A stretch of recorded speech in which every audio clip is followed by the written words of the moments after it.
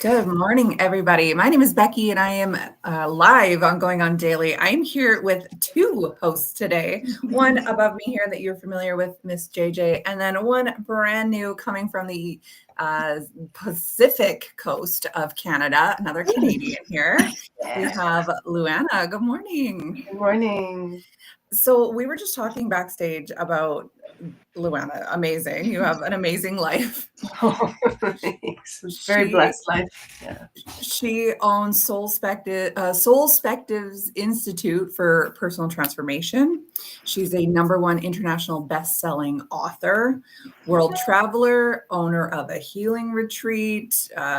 You've had you said you're endorsed by Tony Robbins. You have albums where you help people with sound healing. Healing, yes. Yeah. That's amazing. You have quite the resume. Yeah. Well, we're very excited to have you here on the show. It's a fun little show over here. It can be lighthearted, it can be serious, depending on what day you are here with us. So yesterday, if you had tuned in, it was a deeper day. Today is going to be kind of a mix, I think. So JJ and I like to do a lot of lighthearted stories. Usually some sort of like gossip, celebrity gossip. I know I have no gossip today. Oh, well, that's okay. It means that there's nothing going on, I guess. Well, let's dive into it just right away here. We're talking lake tragedies. That's you, JJ. That is me. I know this is going to be. I'm glad we're doing it the first because it's that actually. I'm after this broadcast. I'm in South Carolina, which is in the southeast, and North Carolina is not that. It's just the next state up. But I am heading to a funeral from a lake tragedy of one of my best friends from high school. Her 10-year-old daughter was killed over the weekend. Oh my gosh! In a tragic boating accident. Drunk boaters. And yeah, just devastating. Don't drink and boat. That's my message. It seems to go hand in hand too. Like if you're on a boat, it's like, hey, let's have beers while we do this. But it's no different than driving a car. Right. Terrible. And they weren't paying attention, but it's more of the extreme. I mean, everybody can have a nice lake outing, but this guy, was like kids and a mom were swimming, in a cove, and his boat ran over them and the propeller. Oh my God bless. Yeah. So this little girl wasn't even in a boat. She was just swimming. She was swimming in the lake. Oh my gosh. And another woman, the propeller sliced their legs, amputated one, and they're trying to hold on to the other one. So yeah, devastating. And what's worse is this guy, they found 39 empty beer cans, 7 of which he had shotgunned. Oh my gosh. This isn't a young guy. He's in his 40s. So it's not like, it's this person, and he has kids as well.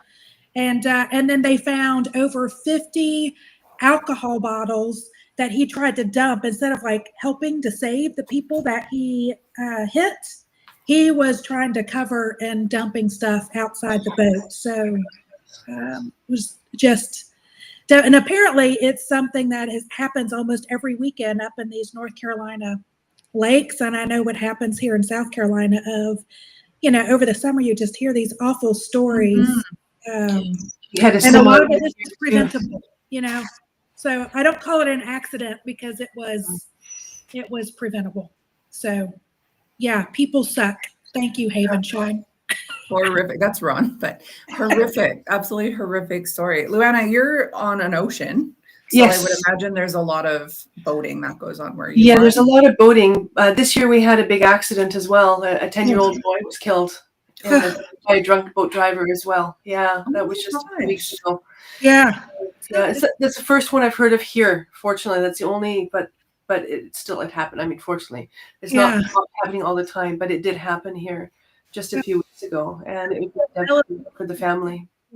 Everybody in the whole island. This is so tragic. Oh my word. So for these people who were in charge of the boat accident, obviously they're going to jail for the rest of their life.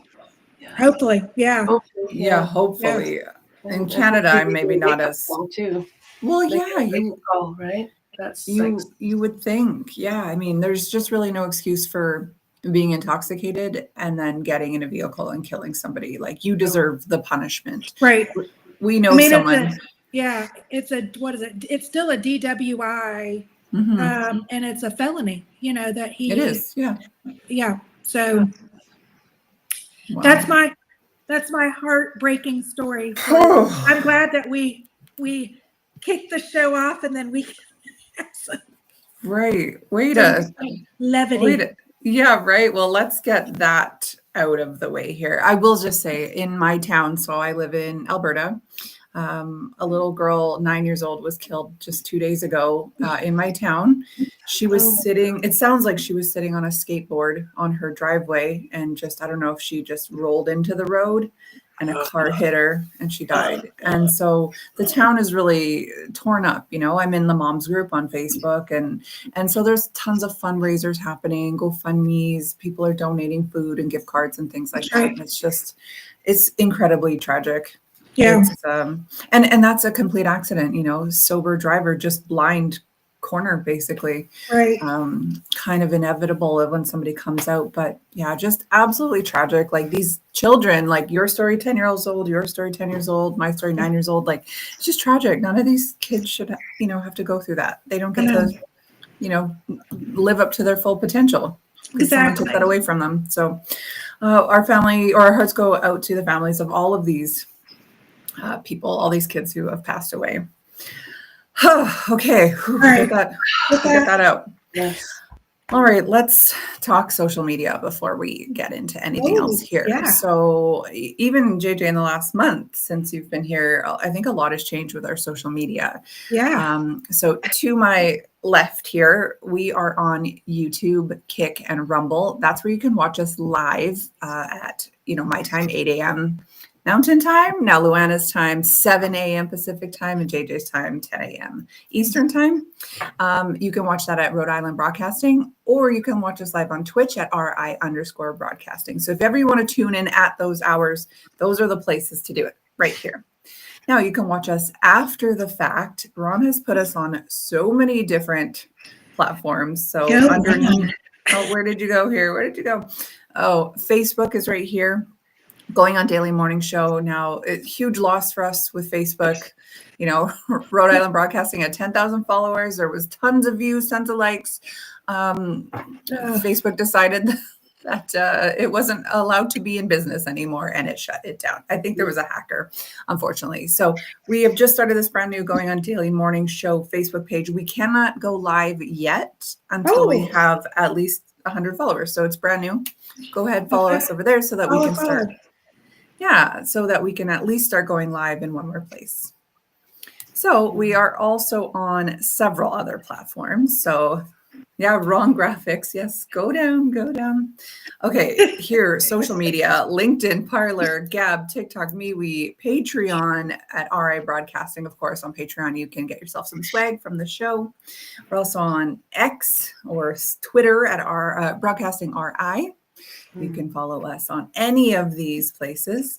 And then if you want to just listen to the show after the fact, you can listen to us on Red Circle, iHeartRadio, Spotify, and TuneIn, I believe, are the other ones. So I don't know why the graphic's not there, but whatever. You'll find us. If you type in Going on Daily or most likely Rhode Island Broadcasting, you will find us on any platform. So, okay, that's it for social medias. Let's get into, this one. This is a good one for me. Being such a, not a conspiracy, but like, I'm the kind of person who I'm like, why does the government keep doing stuff to us? Just like, do they want us all to be sick and unwell? Yes, I think they do. So I was reading this. I'm doing a Candida cleanse right now. And I'm reading this. Excuse me. I got it so excited there. So candida is a yeast overgrowth in your body, Okay. and it's really hard on you. And so for me, like post chemo, I've never felt the same. Unfortunately, when you go through chemo, your immune system is shot. So you have to be on antibiotics multiple times for infections that keep coming. Every time you go on antibiotics, you're really harming your gut, and including growing yeast in your body. So it's really, really hard to shake this. Yeast lives off of sugars as well. So it's a very strict diet. And so I'm reading this book about it, and I came across this, and I was like shocked and yet not shocked. So this is about the sugar industry, as you can see behind my head here. So Richard Nixon, so we're going back now quite a few decades. So Richard Nixon had a Secretary of Agriculture named Earl Butz. So now this was a difficult time in America back then because food price inflation was increasing the cost of living for everybody, which feels very reminiscent of right now. Right. So there was this great push to increase agricultural yields and bring down the cost of food for everybody. This is what people want, you know, they want to not pay $12 for some blueberries, Right. which is how I feel right now. And I'm sure you're feeling it, Luannah, where you are, because BC is not cheap by any means. No. So he was able to do this by subsidizing the production of staples like corn. For years, this worked really, really well for people, excuse me, to the extent that by the middle of the 1970s, there was a huge surplus of corn that no one knew what to do with. Interesting. What are you going to do with it? You have all the surplus, you push to have excess of it. So now what are you going to do? So this is when Earl Butz, the Secretary of Agriculture, began to create a new market for corn based on a new scientific process that could turn the corn into something else. Any guess what that is, ladies? Glucose. Yeah, corn syrup. Oh, yeah. So high fructose corn syrup was very cheap to manufacture, and it came at just the right time for this industry. The biggest health scare at that time was heart disease, and medical authorities believed, and this is incorrect, as you know, at least some of us know, is that eating too much fat was the primary cause of heart disease, which really is not the case. It's actually more linked to sugar than it is fats. Food manufacturers had always been able to reduce the fat content in food, but not without losing the flavor, right? Like you get a low fat something, it doesn't taste the same. So you look at the ingredients, it's usually worse for you when you buy a low fat product because they've added stuff to it to make it taste the same. So, excuse me, now they were taking out the fat and adding in some cheap high fructose corn syrup. And that way they could market their food as low fat without losing that flavor. But even better than that, high fructose corn syrup was around half the price of real sugar, so they could increase their profit margin. So you see what's happening here, where everything is all about that mighty dollar, right? Low fat, high sugar, and people are thinking, oh, this is way better for me. It's low fat. Like I'm not going to have a heart attack because that's what everything was telling them. And granted, back when this was around, you know, like the 70s, 60s, 70s, news was the authority. What you were told on the news was fact. You didn't question.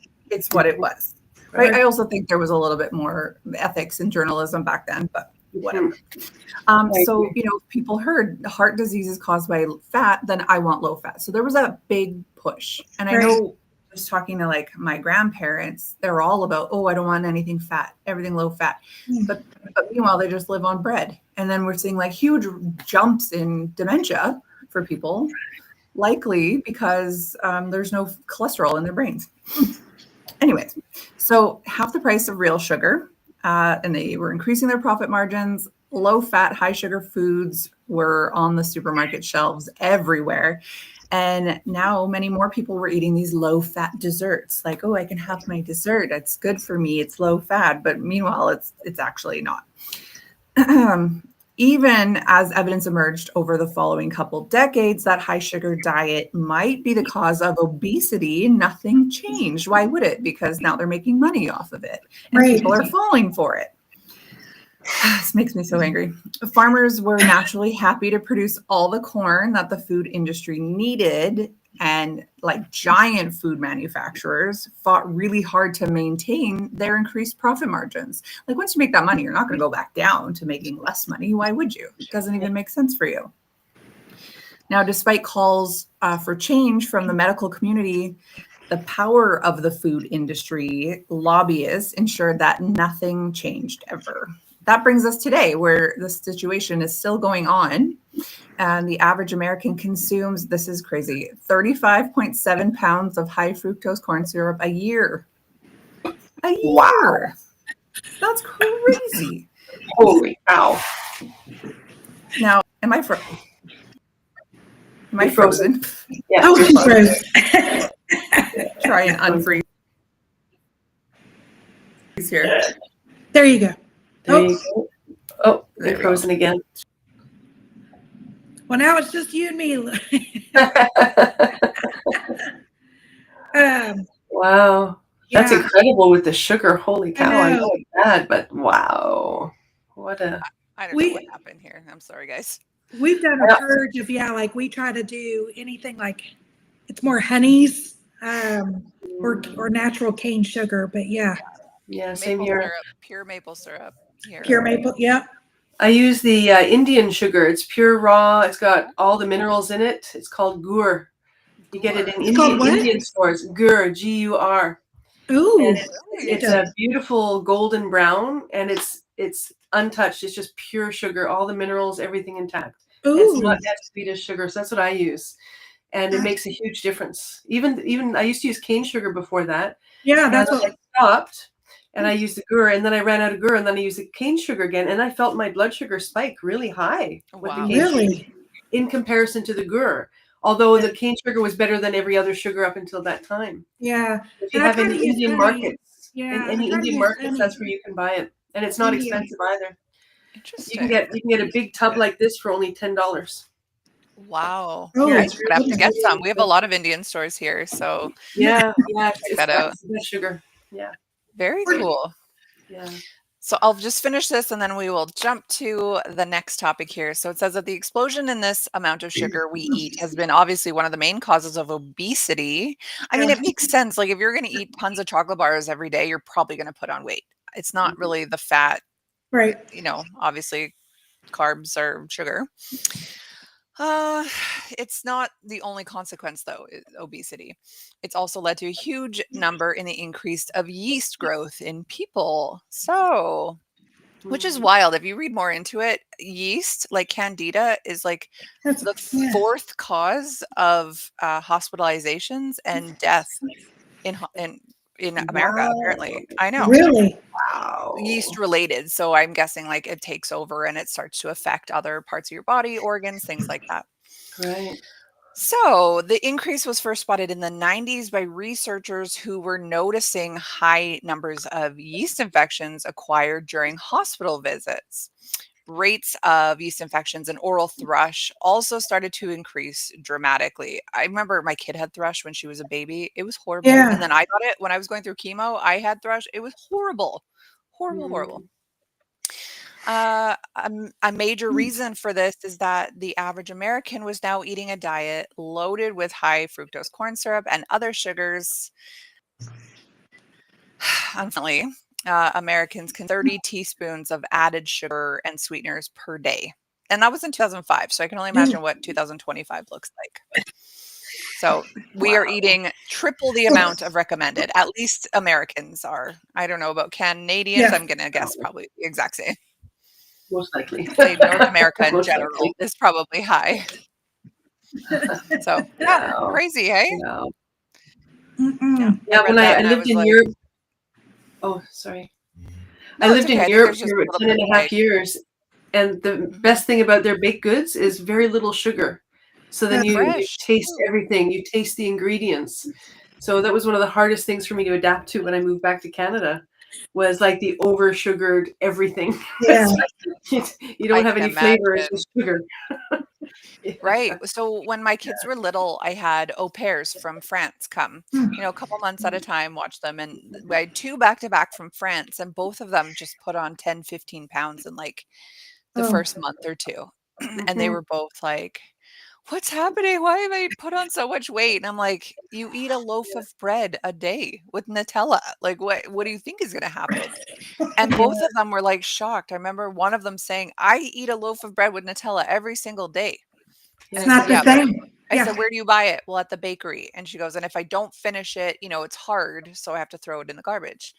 And I go, watch. So we put a loaf of bread on my counter. It was good for 2 more weeks. And I said, what do you think is happening inside your body? Great. So, great. Well, so yeah, they learned real quick. Fast food and restaurants, and like we have different ingredients. They're not good. Well, also our flour is GMO, right? They don't allow GMO flour in Europe, in Germany and France. That's true. So the body's actually able to process it. Yeah. So that's why they can eat a loaf of bread over there and it doesn't do anything, because the bread actually can process it. But because of all the genetic modification here, it's blocking the ability for the body to actually process it, which is why it just becomes extra weight. Yeah. Why is North America so bad? I don't understand. I call North America the adolescents of the planet. They're not learning from the elders. They're not learning from the elders. Right. Yeah, they're not. yeah. And it's very. We need our hand slapped. I think it's like just very money driven. Like, many countries are, but I think, I don't know, like North America especially is like very, very money driven. The food industry is awful. The pharmaceutical industry is awful. Anyways, we could go down this rabbit hole forever. We wouldn't get to any of our next topics. So I'm going to put a cap in it there, pin in it there, and I'm going to turn it to Luannah. You're talking mastering your triggers, mastering your life. This is going to be very interesting. Yeah. So recently I was prompted to do a challenge of 12 videos by one of my mentors. And Dean Graciosi. And so I decided to do triggers, because triggers are something that everybody talks about, but nobody really talks about how to navigate them or the good that they bring. Everybody always talks about triggers being bad or judging triggers. But the thing is triggers are a deeper communication of something inside us that's needing to grow and transform. Oh, wow. It's a sign that there's something that's no longer working. Because when we aren't aligned with our own true self and we're aligned with each other, there's flow, there's communication, there's creation. But when there's a misalignment based on a past trauma that's been unresolved, then we see through the lens of that trauma, not what's really happening. That's why so many lost in translations happen in relationships, workplaces, and friendships, because we're no longer seeing the lens of reality. We're seeing the lens of our traumas. Wow. So let that just land. Yeah. Right. Kyle, so when I say master your, pardon? Yeah. I was just going to say, Kyle and I had this discussion yesterday because I had him as a guest on my podcast, and we were really talking about a lot of these blind spots, and you can feel like you've really worked on things, but you're only working on the things you're aware of.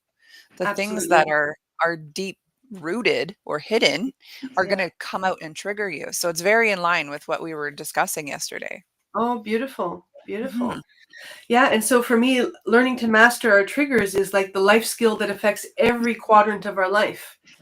It affects bringing our dreams to reality. Because what if we have the triggers of low self-doubt, low self-esteem? Right. We don't go forward with our dreams. We make excuses. We rationalize, oh, well, because of this, oh, because of that, right? Or in relationships, especially with love, love is where the deepest triggers will always come out. Because that's where we have to be the most vulnerable. Yeah. And when we've had trauma, being vulnerable does not feel safe. But in order to heal trauma, we have to be vulnerable. So this is sort of the catch-22 we get caught in until we understand that mechanism. Because otherwise, the moment we feel vulnerable, we're going to be defensive. Yeah. Until we understand, right? Until we understand, wait a minute, the only way through this is to be vulnerable. Because when I'm vulnerable, that's when I can actually recognize and hear and feel what's going on in me, really.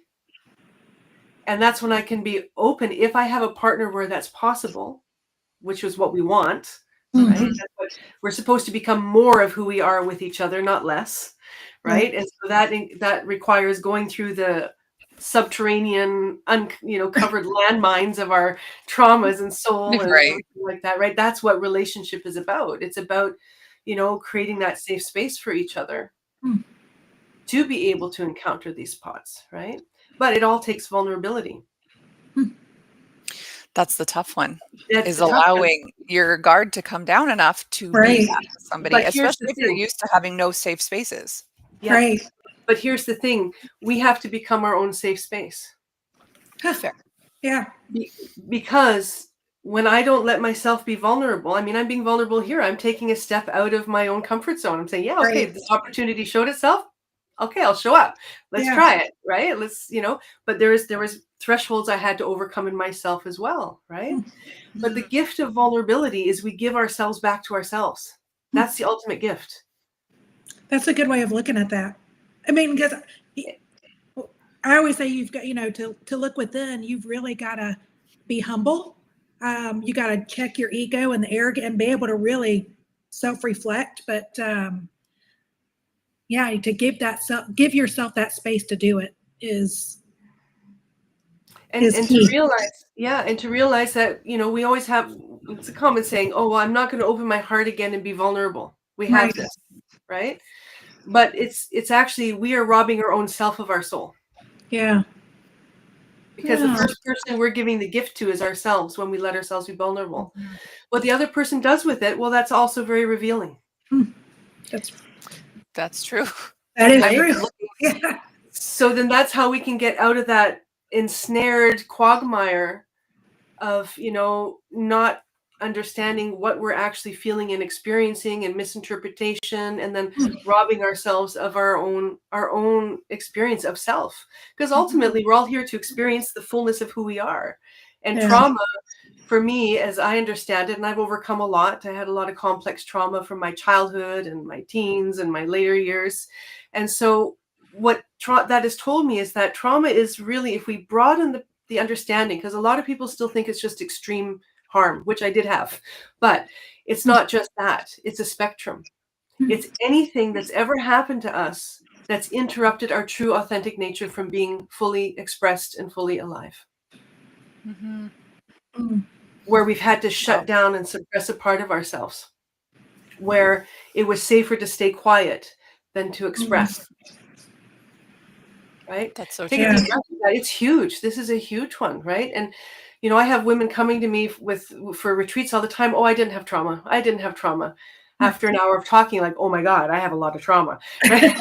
because the definition of trauma has been so extreme, right? Like it's like only really horrible things, but it could be just being laughed at in the schoolyard once when you expressed yourself, and that was enough to cocoon yourself, to shield that part and form a persona that deflects that sensitivity in order to survive. And then we carry that through our whole life. And then triggers are the invitation to meet that pain, to finally heal it. That's a good way. We talk about it in my, I have a peer group of female CEOs and founders. And we talk about, we don't say trauma, we say what causes you to shrink? What makes you feel like you can't, like you said, you can't be present, be your full self. And there's been things that have caused us along the way to make us feel like, oh, I can't do that. I've got to shrink to make other people feel better. And so we're trying to overcome those things. But a lot of it is like, that those are traumas. Those are just more, they're triggers of what's causing me to feel like I have to shrink and be smaller and be less than I really should be, to be fully out there. But there will be a trauma behind it. Oh yeah. I mean, when you start discovering it, you start talking about it. Yeah. And so when we learn to master our triggers, and there's the fastest way, I call them putting speed bumps in front of our triggers. Fastest way is the breath. because when we're triggered, we contract, we hold our breath. And when we do that, when we're triggered, then our limbic brain gets activated, which is fight, flight, or freeze. When we're in our limbic brain, we delete, we distort, we generalize. So we don't see what's true. And that's when we get lost. That's when we get taken over. Our frontal cortex shuts down. If you were to see a brain scan when we're in a fight or flight trigger, there's virtually no neurons firing in the frontal brain. Wow. It's very interesting the way that you're saying this, because I do blood analysis as a job where I take people's blood, I put it on a microscope slide and I look at it. And on the dried sample, I often see endocrine / thyroid indicators, but on some of them, there's these little tiny bubbles that show up. And it's an indicator of not releasing the CO2 properly when you're breathing, and or really holding on to that breath more often. And so I wonder if there's a correlation between, people. Oh, sorry, my husband's here bringing me medicine. Sorry. I wonder if there's a correlation between people who've had traumas that are unprocessed and really just holding on to that breath more, which is causing, endocrine disruption in your body. Yeah, absolutely. So because crazy. the breath It's is interesting how the physical body. Yes, exactly. And so for these people, myself included, where I find like I'll be going throughout the day and I'm like, man, am I out of breath? Or if I'm holding on to something, I'm just like, oh yeah, I forgot to breathe there for a second. And so I think it's because I'm holding on to something and not actually letting it out, which then becomes toxic in your body. Yeah. And not only that, it also, so one stressful reaction secretes adrenaline and cortisol. Do you know how many hours it takes your body to process that, to have it completely cleared? 14 hours. Too many. 14 hours for just one stress shot. 14 hours. So you imagine people have like multiple, I mean, I used to too, multiple stress moments in the day. So you're adding 14 plus 14 plus 14 plus 14. That's so what's happening. Then you wonder the bodies are breaking down. Right. Really, honestly, like, I always use myself as an example with my clients. I'm like, I was 35, 36 years old, and I was diagnosed with stage 3 cancer. Like, why? It wasn't hormonal. It wasn't family history. Why? And I have to think it was probably from a lot of unprocessed trauma that I held on to. I buried. At some point, all that stress is going to find its way out of your body. It needs to. Absolutely. Yeah. When I was in Europe, I studied movement therapy for 11 years. And I studied a form of dance that they actually teach in cancer clinics. Because in Europe, they discovered that self-expression is this lack of self-expression, suppressing our true feelings and emotions, is a big catalyst for cancer. And so they actually teach this movement therapy in cancer clinics, and they see improvements. I can absolutely see it, feeling like you don't have a voice, or nobody cares about your voice, or that your voice doesn't matter. And it's funny because I was telling you when you and I first met, Luannah, that a girlfriend of mine was at this retreat this weekend. And I said, what happens at night? Is there like a party? And she goes, well, kind of. It's like a dance party. I said, oh, that sounds fun. She's like, well, it's not really what you're thinking of. It's more like just expressing yourself. I'm like, oh, interesting. So it must be what you're talking about here, where they're really just getting that movement out. She said it's very healing to be able to move your body in those ways. And I didn't really understand, but now that you're explaining it, it makes perfect sense. I do a sound healing. Luannah, you do sound healing. I attend a sound healing once a month, and we start, before we get into it, we start with movement, expression, kind of feeling the vibrations and checking each other's energies. And I started that, I think, almost 2 years ago. And I feel if I miss a session, I miss it. Like my body is. I wouldn't have survived the traumas that I went through without the movement therapy and the sound. Those were my two key outlets. I'm self-taught with playing the flute as well. And that's that expression. So with triggers, just to add this, when we can bring creativity into it, so using the triggers to create, right? First breathing, getting ourselves open again, and then doing something creative, whatever it is. Pick up a new hobby, paint, dance, write, sing, beat your drum, right? Stomp your feet, go out in nature. These interruptions of our triggers help us come back into alignment. I wish you could see the chills on my arm right now, because like this falls so in line with like my practice, because when I see people showing physical signs of adrenal stress, which you can see in the gut, in the blood sample, I say to them, especially to the women, like, you are creators. If you are feeling stagnant at home, you're not creating. And that doesn't have to mean pumping out Right. babies all the time. It can mean Yeah. baking, cooking, painting, drawing, exercising, gardening, whatever. I had one lady said, I do diamond art. And I said, I don't know what that is, but go for it. But that's like a way to help heal your adrenals, is just creating that safe, creative space, this outlet for you to heal. I'm also listening to you talk, Luannah, about just this in your body, like how the movement really helps you process and release that trauma. I see so much blood that's stagnant, like the cells just aren't pushed through the plasma, and they all just clump together. It looks like snake skin, and it's like it's a sign of degeneration. Well, quite honestly, if you're not dealing with your traumas and moving past, you're gonna degenerate. You're gonna break down. Like they say, loneliness is one of the hardest things to deal with. Why? Because you're just degenerating on the inside. And so I really think that's what, like, that movement, it doesn't just emotionally move you, it physiologically moves and it moves your mind too, lymphatic, because you can't be brooding in your mind when you're dancing. Right. You have to let your story go when you dance. Totally. Right? Like oh, sorry, Jennifer. Oh no, I was saying that the master of the triggers. I had another like wild card topic. It was, but I think it's aligns here. But it's a new trend called master dating. Okay. Play on words, but it's for women, single women who are. Am I frozen? Did I freeze? No. Okay. Nope, you're not at all.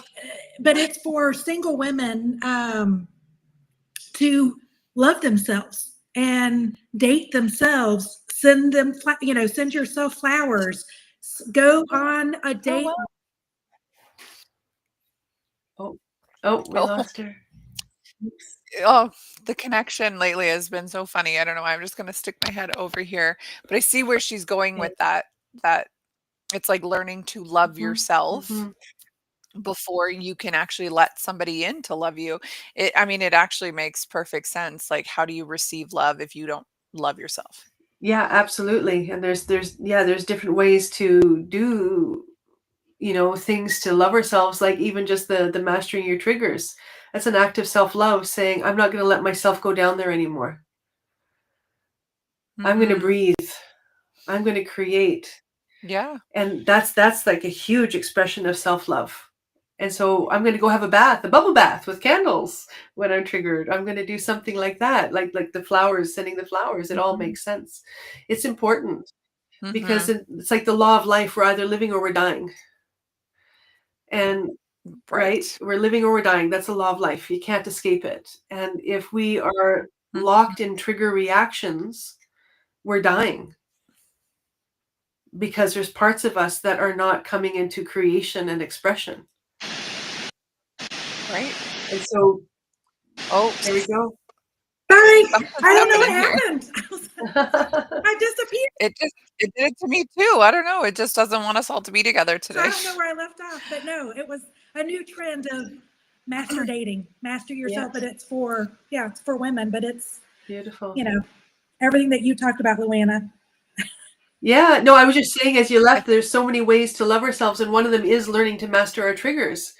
Because when I let myself react, I'm harming my health first and foremost, right? Because I'm getting all that adrenaline and cortisol in my body, right? And then I'm harming the environment that I'm in because I'm not able to regulate, so that I create harm in my relationships as well.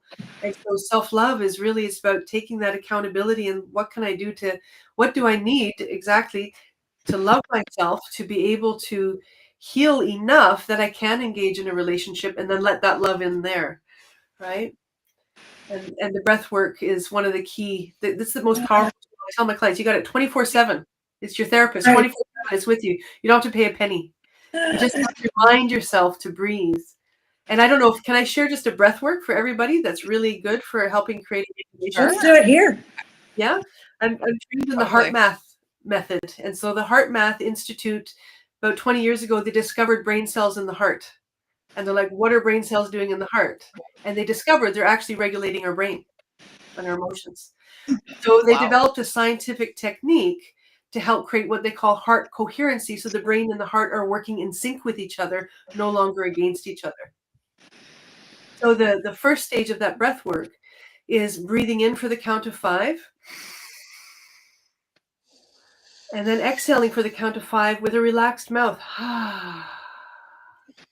But not a. Do you feel how your shoulders already just dropped with that one breath? Yeah, totally. Yeah.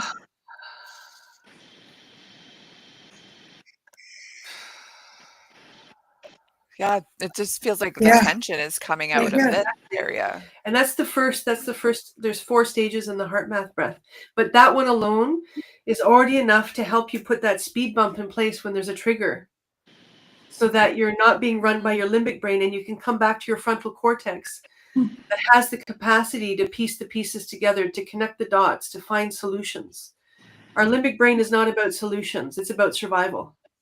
Our frontal brain is about solutions. So the breath is a way to bridge, to come back to our solution mind when we're in a trigger.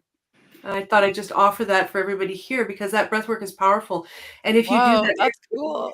If you do that every morning, you get up, you at least do 10 breaths like that before you put your feet, on the floor. Through the day, anytime you observe, watch your body. You'll see it's once you start breathing, you start realizing how much your body's contracting through the day, how much you're holding your breath. Bring in a big breath, whatever you can think of it. And then before you go to sleep, when you do that, you're oxygenating your blood and helping yourself to go to sleep. So there's so much more I could share, but I don't want to take any more. But that's just a little iceberg of. That's cool. Yeah, save that for the next time we're on here together, because I love that. I want to learn more. So awesome. Well, thank you for sharing that. I didn't know when I read your topic, I had no idea what that was going to entail, but I love this. I think it's so relevant for everybody. I know we didn't comment on anything that Ron has said in the side note. Ron, I think you should do some breathing. And I think you should go on a Yes, you're broken. Yeah. Okay, so JJ, why don't you take us into the next topic here? We only have about 15 minutes left. But I want to hear, so on your candida, yes, what it's a purge or whatever. What are you doing? Like, how do you do the yeast? So you have to kill the trigger, basically.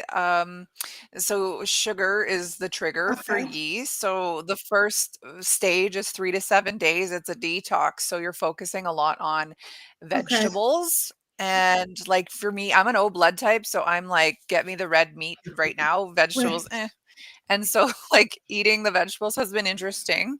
And you can get a real plethora of vegetables as long as they're not starchy. So I'm having like a lot of big salads, oil and vinegar, things like that, but only apple cider vinegar, not balsamic or anything sugary.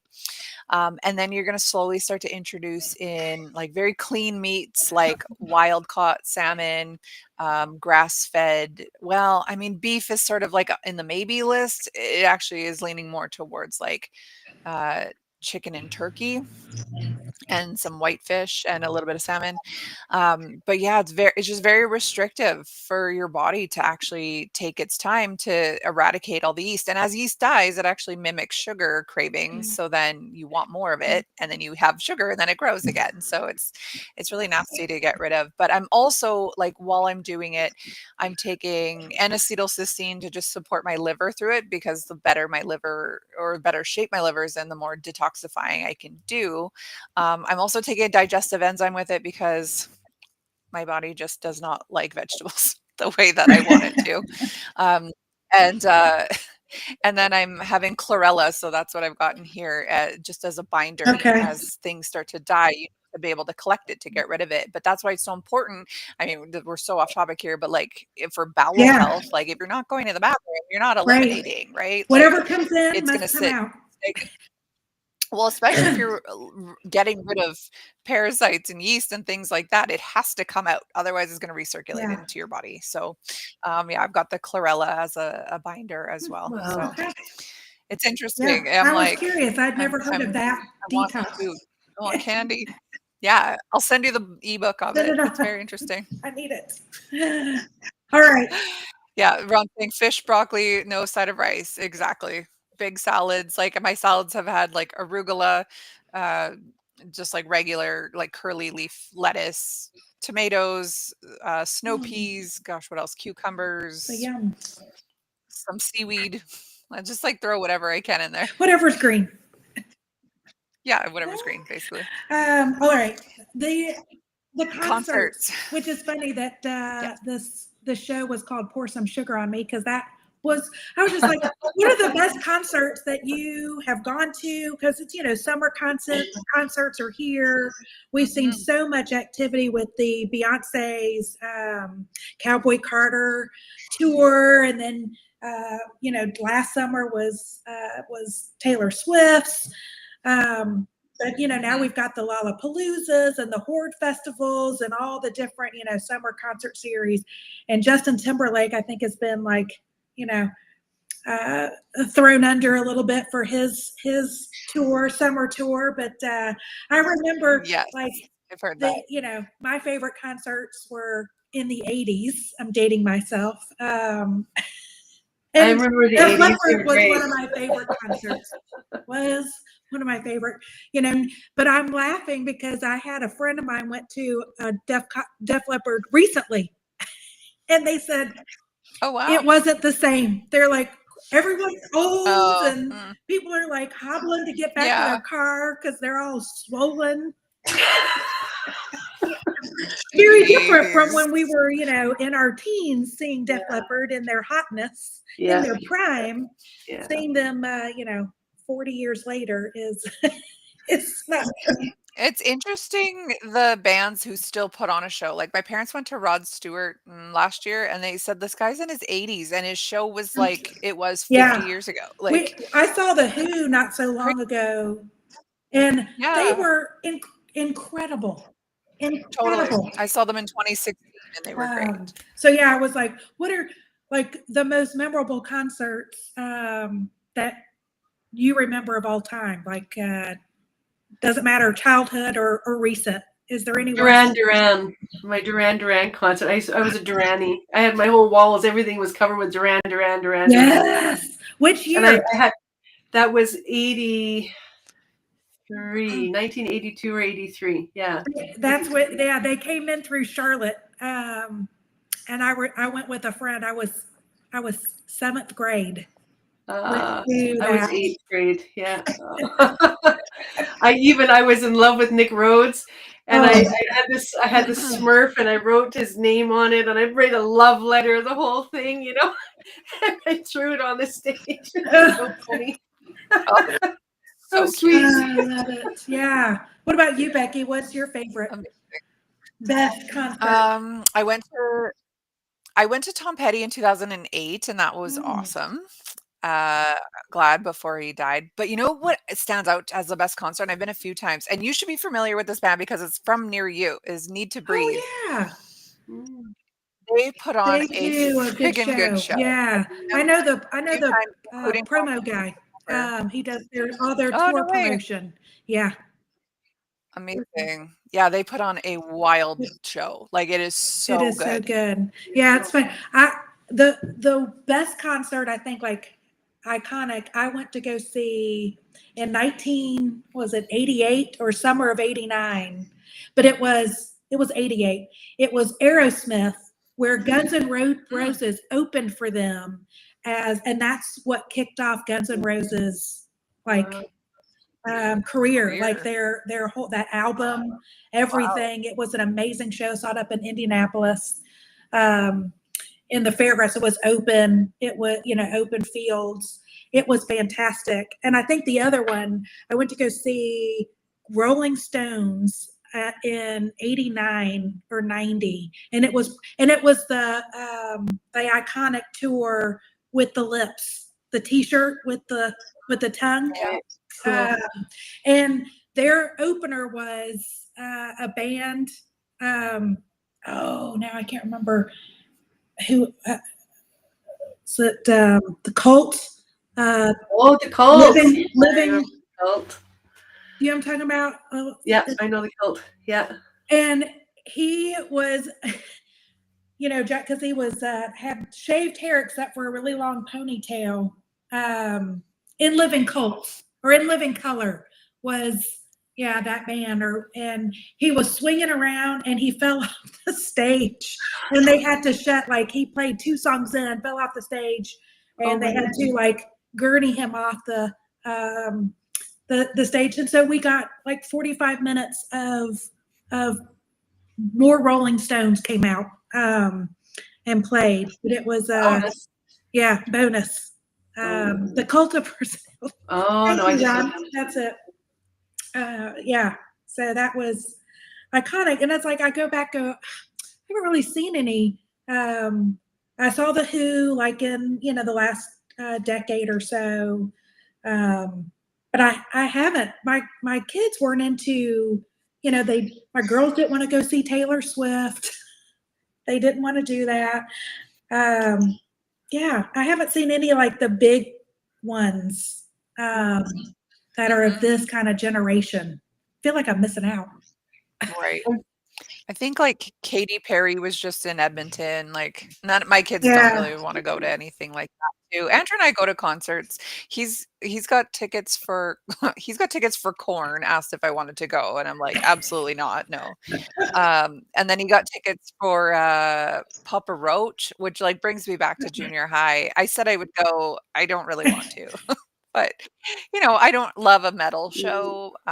It's not really my scene. I prefer more like classic rock. But I'm going because I'm a supportive wife and he needs a ride. Yes. So, yeah. But we try to go to like a fair amount of shows. Just because, I don't know, music makes you feel so good. It does.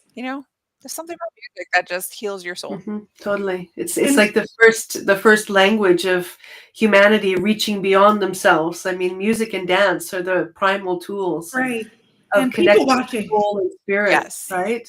It's the primal tools. I'm remembering exactly. One of my other favorite concerts was Tori Amos in Berlin. Oh my God, she was amazing. And she was just a one-person show, right? She was just like, but like her toes were moving when she's playing the piano. I was right up front, so I got to see it. And it was just like, she was so magnetic, and just the passion and the power that she poured into her concert. It was just like, I remember leaving there like, oh, Tori Amos, I love you. She was amazing. Yes, that would be another concert. It just came to mind while you were talking, the most recent one, right? And that's a long time ago. I haven't been to concerts for a while. That would be a good one. That's iconic. That's how you want to feel leaving a concert, though. Like, just the one that kind of blew me. I went to go see, like, I'm not a country music. I know Ron said that Garth Brooks was his first. I'm not a country music person. That's just not my jam. I'm more of a classic rock, southern rock, heavy metal. I can do some of that. But Keith Urban played here, and it was just him, and it, like, the way he can do the guitar, like, he plays guitar. He's a fantastic artist. Just him by himself on the stage, just doing solos for 20-30 minutes of just riffing was amazing. I kind of, when I took a client, wanted to go, and I was just like, I just got to get through this. And I had the most wonderful experience. It blew me away. Yeah. Amazing. He actually Garth Brooks put on 9 shows here in Edmonton because it just kept selling out. They would open up a show, it would sell it. So he ended up doing 9, and he probably could have kept going. That's amazing. Yeah. Because like he was doing like 2 a day. Like, it was crazy. People in Alberta just love Garth Brooks, I guess. Now, the ones I've gone to are like, went to I don't know if this came through Canada, but the mixtape tours with, when I got COVID in 2022, it was a super spreader event. here. Oh. But it was the mixed with Tiffany and Debbie Gibson. Oh, no way. And it was New Kids on the Block, In Vogue, all kind of do a set each. It was a lot of fun. Salt and Pepper were in the mix. But that tour has come around a couple of times in the last 5 years, and you got dress up in the the ponytails, the leg warmers, the leg warmer is awesome. bracelet, Yeah. Oh, beautiful. That's awesome. So fun. That's fun. I would be like that for like boy bands. If like like Backstreet Boys are at the Sphere right now in Vegas, and I want to go so bad, but it's expensive, and I'm obviously not in Vegas, but like just that boy band tour, oh, I love it. I think 98 all the Degrees boy is bands. coming. That would I be love fun. it. That would be so good. I would be all over that. But yeah, we had to. That's what it's like. The mixtape there was I call it the NKOTB, New Kids on the Block. Love it. Well, that's awesome. I'm glad we ended this on a happy note. I mean, it started off a little sad and dark, and then we worked through some stuff, and now we're ending on a happy note. So I love it. It's been a cathartic morning with you ladies. Yes. Breathe. I think I've frozen again. Yeah. Breathe. So join us again. What day is it today? Wednesday. Join us on. No, is it Thursday today? Gosh, I don't even know what day it is. Thursday. Join us on Saturday when Ira and Lena are here for their weekly Saturday show. And then we've just opened up a Sunday show. So that'll be Kenny and Ron. And that's just a short show. So they say it's one topic each. It's been over an hour every time. So join us on Sunday for that. And then all of us will be back next week. So thank you everyone for joining. And we are happy you chose to watch our show today. Yeah, thank you. Thank you. Bye. Thanks. Bye, everyone.